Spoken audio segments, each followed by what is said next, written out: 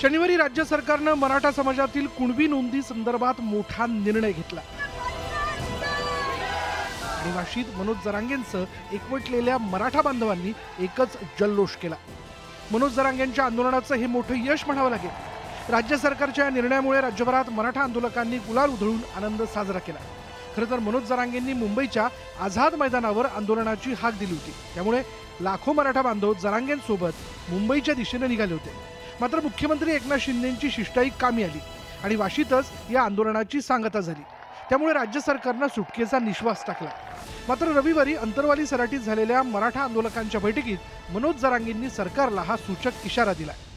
याची नोंद मिळाली, त्याच्या नोंदीच्या आधारावर नोंद नसलेल्या सोयऱ्याला एक तरी त्या कायद्याच्या अंतर्गत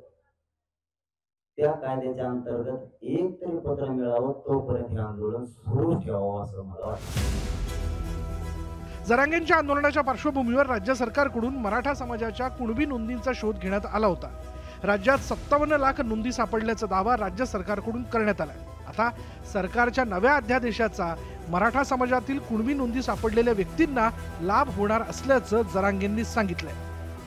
त्यांनी का जुने आहेत का नवे आहेत सांगितले नाही, आणि मी बी जबाबदारीने सांगत नाही नवे आहेत का जुने आहेत। मला शंका आली तिथं मी विचारलं होतं, त्यांनी सांगितलं नाही। पण ज्या अर्थी त्यांनी आकडाच दिलाय आता की 57 लाख नोंदी सापडल्या, मी 54 म्हणलो होतो, नुसतं अंतरवालीहून मुंबई जो तर तेवढ्या सापडल्या, तेवढे 57 लाख आकडा झाला आणि 39 लाख वाटप केलं।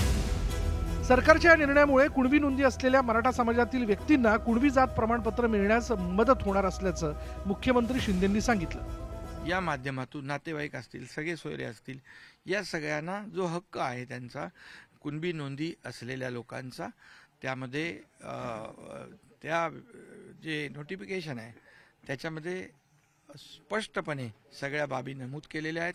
यामध्ये कुठल्याही ओबीसी समाजावर, इतर कुठल्याही समाजावर अन्याय होणार नाही। राज्य सरकारनं मराठा समाजातील कुणबी नोंदी संदर्भात महत्त्वाचा निर्णय घेतला। सरकारच्या निर्णयामुळे मराठा समाजाला मोठा दिलासा मिळाला। मात्र या अध्यादेशाप्रमाणे जात प्रमाणपत्र मिळेपर्यंत आंदोलन सुरूच राहणार असल्याचं मनोज जरांगेंनी स्पष्ट केलं। त्यामुळे आता सरकारकडून त्या अध्यादेशावर कशा पद्धतीने कार्यवाही केली जाते हे पाहणं महत्त्वाचं आहे। Bureau report, news 18 Lokmat.